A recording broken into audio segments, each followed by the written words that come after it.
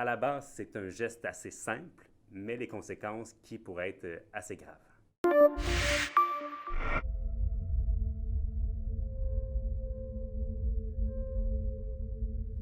Donc, au cours des dernières semaines, j'ai parlé avec pas mal d'étudiants de l'Université de Sherbrooke, des étudiants qui achètent ou qui vendent des médicaments d'ordonnance. On peut penser au Concerta, à la Vivance, c'est à peu près les deux médicaments dont on m'a parlé le plus souvent, des médicaments qu'on appelle des psychostimulants. Donc, en résumé, c'est une façon pour eux d'améliorer leur performance, d'améliorer leur concentration, surtout dans des périodes clés, la mi-session, la fin de session, quand on a pas mal d'examens, pas mal de travaux à remettre en même temps.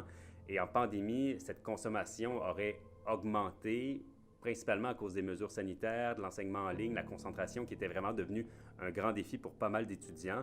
Et tout le monde s'entendait pour dire que c'était rendu assez banal, c'était banalisé sur le campus de l'Université de Sherbrooke et c'était plus généralisé, plus répandu qu'on le pensait.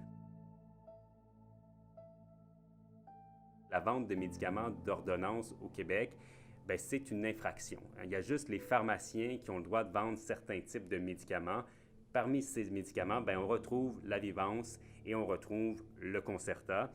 Et ce qu'on m'a expliqué du côté du service de police de Sherbrooke, c'est qu'on concentre nos efforts principalement sur le crime organisé, sur le marché noir de drogue ou de médicaments plus organisés. Théoriquement, sur papier, quelqu'un qui se fait prendre à vendre des médicaments pourrait être accusé de trafic ou de possession en vue de faire du trafic et la personne qui achète pourrait être accusée de possession.